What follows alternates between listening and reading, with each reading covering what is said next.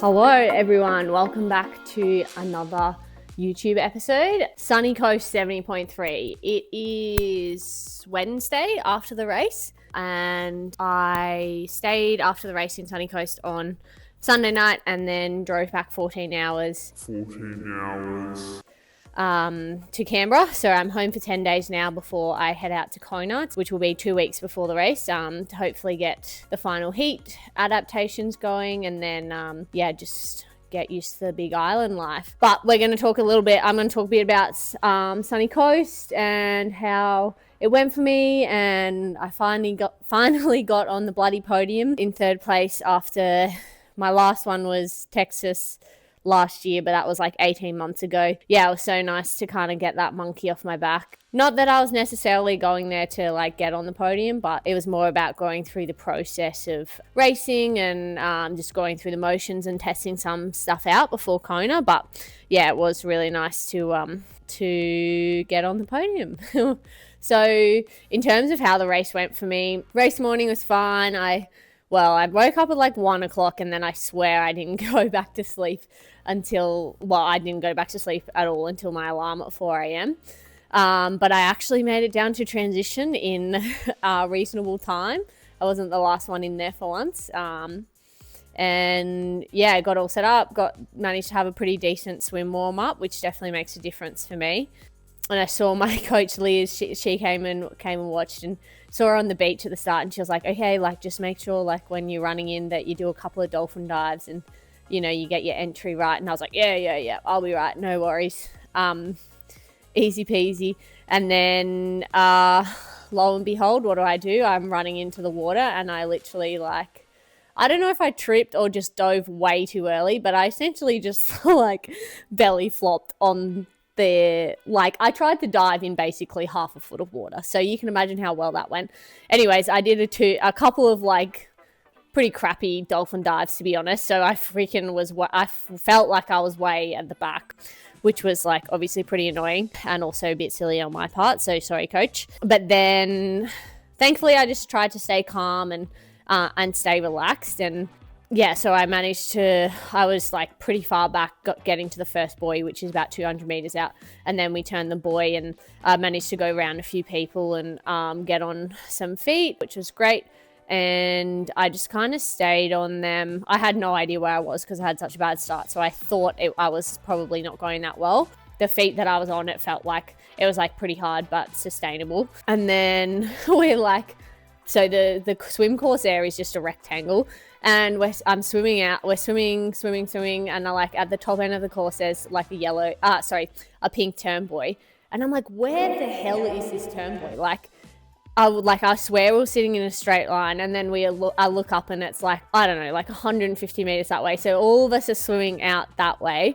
And then, keep going for like 50 meters probably, or a bit longer than that, and then you just see the lifeguards coming back, pulling the buoy back into where it should be. So I think like if you look at the men's times versus women's times, I think it must have drifted real quick and just come off its anchor thing. So yeah, all us girls swam like probably at least 100 meters extra, and I think the girls in front probably swam further because they were closer to the buoy at that point. Anyway, so that was kind of rogue, but once I turned around I felt pretty good, and the girl I was swimming with, I managed to go around her and just like swam as strong as I could to the end, which was good. I almost got a wave in, but I just missed it. I fell off the back of it. So I was a bit devil about that. Anyways, and then I got some info coming out of the water that I was like 2 minutes down off the lead, and I just assumed that would have been Lottie out front. And then no one told me what place I was in, I don't think. But anyways, when I ran into transition, I could see that there wasn't actually that many bikes going. So I knew I was probably in the top 5 or 6, and it turns out I came out 6th out of the water, which is good for me. And being within 2 minutes of Lottie is always good too, because she's a great benchmark. And same with Ellie Salthouse. I think they came out together.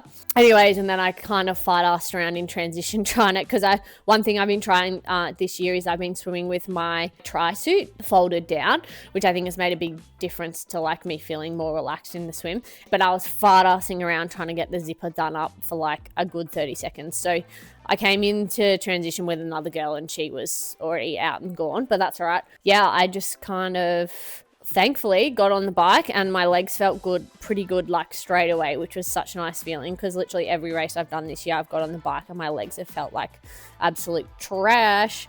I just like, I pretty quickly caught up to the girl who came out of transition in front of me. I think it might have been Paige. And then I obviously didn't want to take her with me, so I just tried to push on pretty quickly past her, which wasn't an issue. And it's a pretty flat, fast course here, so I just like tried to hit the rollers pretty quick and get into a rhythm straight away. And I actually could see up the road once we got onto the straight bit that there was like a group of girls that were maybe like 45 seconds to a minute ahead of me. So I like tried to work pretty hard in the as we're going out to the turn.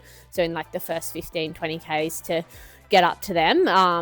And so I like my legs were feeling good and I was pushing good power. So I think I was like managing to hold two-ish 50 watts to get up to them, which was great. I was like, yes, I haven't felt like I could push that power in a race in a long time. And then I caught them like 17 Ks in, and not long after that there's a turn, so like maybe another 7 Ks after that is the turnaround. And usually in a race I would just go blow straight past and not want to and just try and drop people straight away, but I was like, no, be sensible. Like it's real easy for them to catch up to you on the turn, even if you blast past.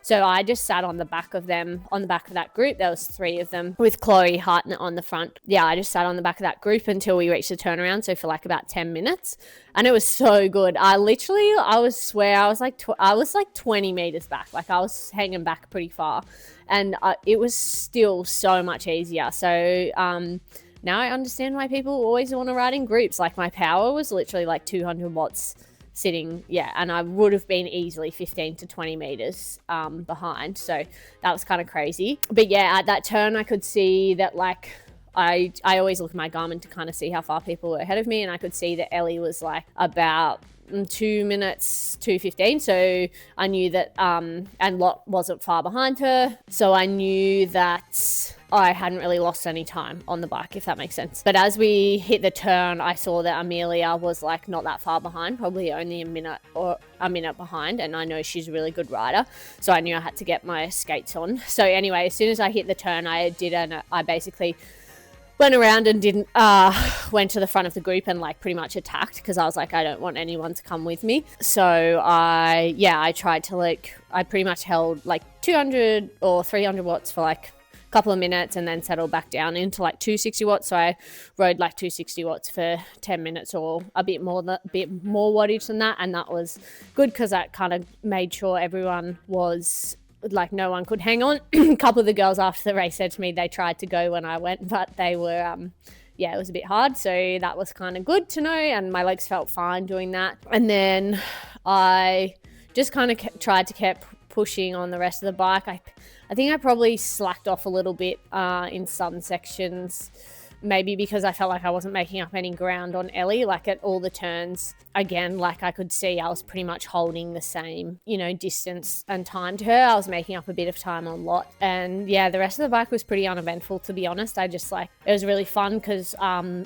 was going super fast because it was like a really mild condition day and it's not very hilly course. It's very it's pretty flat. So it was so nice to just get in TT position and absolutely rip in. And it was good because not really many age group guys. I think only one age group guy went past me because they started 10 minutes after me, which was really good. Yeah, only a few of the back end pros kind of getting in and around the way, which is just part of racing now as a female in any country, unfortunately, I think. But yeah, my legs were feeling good. Yeah, probably slacked off a bit. And my nutrition was going well, which was also a big win because obviously I've had issues this whole year. And one of the things that we realized is that my sodium, I had a couple of years ago, I had a sodium sweat rate test done in the lab, and it came back that my numbers were like pretty high. And so I've been going off that, especially this year working with Precision. We've been trying to like nail getting my salt intake right. And then I did another test with Precision with their sweat test where you just sit and it's a passive test, and my sodium is actually super low, like one of the lowest they've ever ever had, the guy who was testing me, Reedy. Yeah, anyways, so basically I don't barely need any sodium, so we think that's what's been upsetting my stomach a lot in races, which is obviously a pretty easy fix. So thankfully my stomach was great on the ride, and I managed to have like 260 grams of carbs, so like 130 grams per hour, which is great. Yeah, I got into transition on the run, T2, sorry, and I saw Lottie was in transition when I was coming in, so I was like 30 seconds behind her.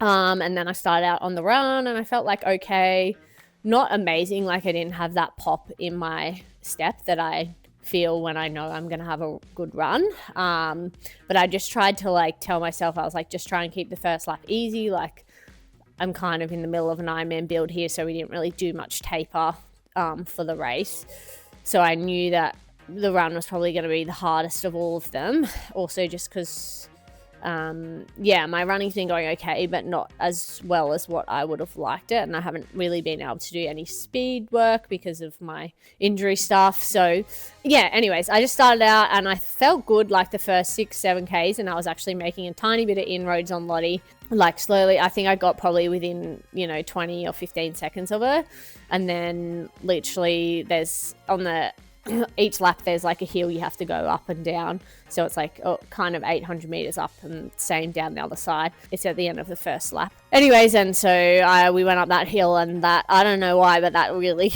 hurt my soul, and I was still really started hurting then. So that was about 11 Ks into the run.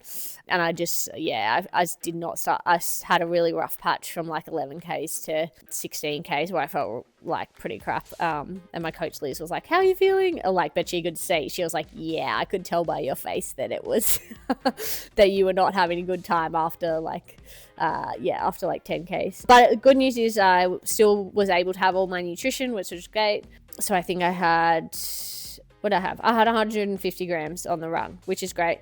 Wasn't running super fast. I think I averaged like 4:05 pace, which is pretty slow. But the good news is I ran quite slow from like K9 to K16, but then I managed to push on and run faster in the last 5Ks, which was nice, and hold off Amelia, because I know Amelia's a great runner.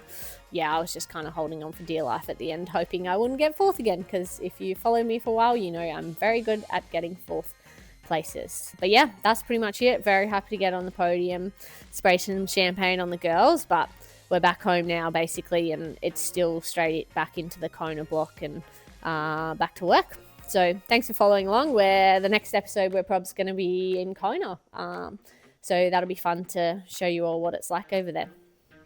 Peace, peace, peace.